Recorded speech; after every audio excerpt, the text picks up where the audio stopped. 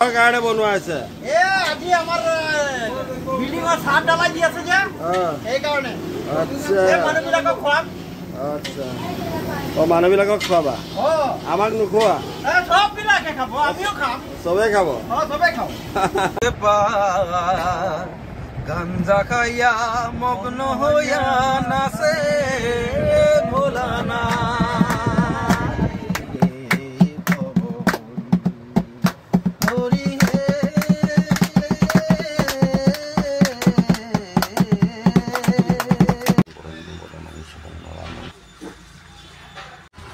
নমস্কাৰ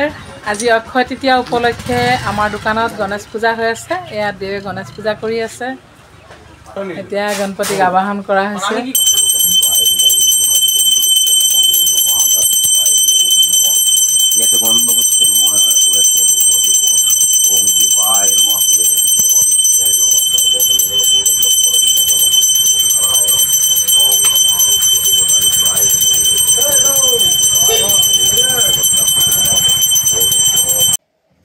এনেকৈ দোকানত গণেশ পূজা ভাগ দি অহাৰ পিছত ঘৰলৈ আহিলোঁ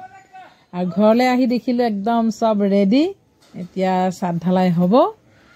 সকলো কৰ্মকৰ্তাসকল একদম ৰেডি হৈ গ'ল মেচিন চেচিন ৰেডি কৰি মছলা বনোৱা আৰম্ভ হৈ গ'ল আৰু ময়ো ঘৰ আহি পাই গ'লোঁ আহি পাই দেখিছোঁ মই আহি আছোঁ ঘৰ আহি পাই গ'লোঁ মানে এটা মনত বেলেগ আনন্দ আছিলে সেই দিনটো সঁচাকৈ চিৰস্মৰণীয় হৈ ৰ'ব আমাৰ সপোনৰ ঘৰখনৰ ছাদ ঢালাই হ'ব সেয়ে আজি ঘৰখনত এটা বেলেগ উখল মাখল পৰিৱেশ এইফালে আমাৰ জোঁৱাই একে চবৰ কাৰণে খানা ৰেডি কৰি আছে যিহেতুকে সকলোৱে কাম কাজ কৰিছে সকলোৱে ভাগৰি জিগৰি একদম তেওঁলোকে যথেষ্ট পৰিশ্ৰম কৰি আছে তেখেতসকলক খুৱাই বুৱাই সন্তুষ্ট কৰাটো আমাৰ কৰ্তব্য অকল পাৰিশ্ৰমিকটো দিলেই নহ'ব পাৰিশ্ৰমিকৰ লগত তেওঁলোকক খোৱা বোৱাটো সুন্দৰকৈ দিব লাগিব আৰু ৰাতিপুৱাই তেওঁলোকে কৈছিলে আমাক আজি মিঠাই খুৱাব লাগিব আৰু মোৰ ভাইটিয়ে লৰালৈকে গৈ পেলাই একদম গৰম গৰম ডাঙৰ ডাঙৰ চিঙাৰা আৰু লগতে ৰসগোল্লাৰ ব্যৱস্থা কৰিলে তেওঁলোকৰ লগতে ঘৰৰ গোটেইখিনি মানুহেও খালে আৰু যিসকলে আমাৰ গাঁৱৰ যিসকলে ছাদ দি থাকোঁতে আহি খবৰ লৈছিলে তেওঁলোককো খুওৱা হ'ল অকণমানকৈ মিঠামুখ কৰোৱা হ'ল যিহেতুকে ঘৰ লোৱা পাতিলে মাতাই হ'ব এতিয়া বৰ্তমান ছাদটো দিছে কাৰণে ইমান মানুহ দুনুহ আমি মাতা নাই আৰু যিহেতুকে আমাৰ কৰ্মকৰ্তাসকলে পাৰিশ্ৰমিক কৰাসকলে তেওঁলোকক খুৱাব লাগিব ঘৰৰ মানুহখিনিক খুৱাব লাগিব আৰু জোঁৱাই এইফালে ধুনীয়াকৈ একদম চবৰ কাৰণে খানা বনাই ৰেডি আৰু মই ভাবিলোঁ ছাদ ঢালাই চাৰিওফালে দি আছিলে যিখিনি বাঢ়ি গৈছে তাৰমানে আমাৰ যিটো ঘৰৰ মানে যিটো ফাউণ্ডেশ্যন সেই ফাউণ্ডেশ্যনতকৈ ছাদবিলাক অকণমান আগুৱাই আগুৱাই কৰা হৈছে ছাদটো অকণমান বাঁহা জেগাবিলাক আগত দি লৈছে তাৰপিছত মাজৰ জেগাবিলাক দিব আৰু সেই মই অকণমান ওপৰলৈ গৈছিলোঁ সেই পৰিৱেশবিলাক চাবলৈ ছাদটো ঢালাই দিয়াৰ পিছত আমি বহুত দিনলৈ সেই ছাদত উঠিব নোৱাৰিম কিন্তু যিহেতু সপোনৰ ঘৰখন প্ৰতিটো পল প্ৰতিটো সময় প্ৰতিটো মুহূৰ্তই অনুভৱ কৰিব মন যায়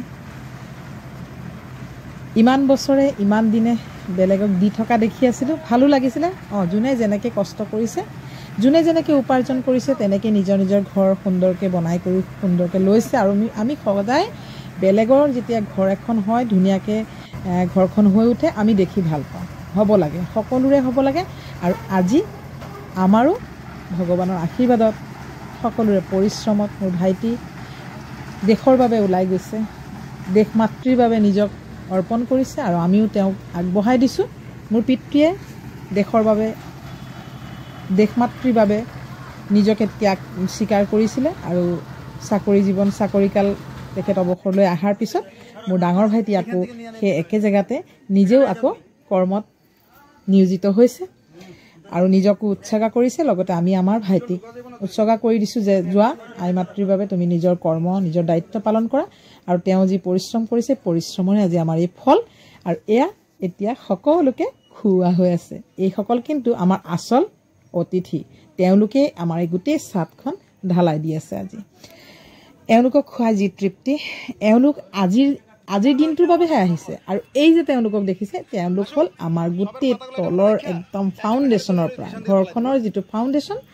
সেইটোৰ পৰাই আৰম্ভণি তেওঁলোকে কৰিছে আৰু কৰি আছে আৰু কৰি থাকিব কমপ্লিট ঘৰটো নোহোৱালৈকে তেওঁলোকে কৰি থাকিব যিহেতুকে ছাদ ঢালাই দিনাখন বহুত মানুহৰ প্ৰয়োজন সেয়ে তেওঁলোকক মাতা হৈছিলে আৰু তেওঁলোক হ'ল আমাৰ একদম পাৰ্মানেণ্ট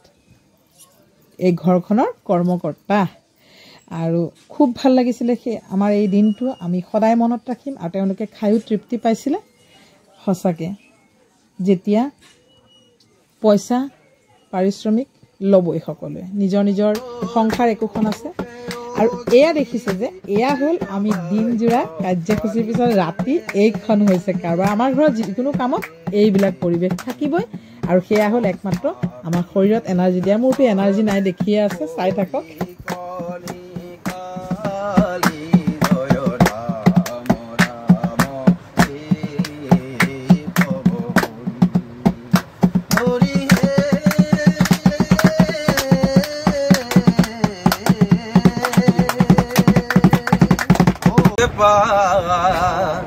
গাঞ্জা খাইয়া মগ্ন হইয়া নাচে ভোলানা ও গাঞ্জার সিরোল সিরোল পাত ও গাঞ্জার বালিক বালিক পাত গাঞ্জা খাইয়া মগ্ন হইয়া নাচে ভোলানা ও গাঞ্জার সিরোল সিরোল পাত ও গাঞ্জার বালিক বালিক পাত গাঞ্জা খাইয়া মগ্ন হইয়া নাচে ভোলানা বলবো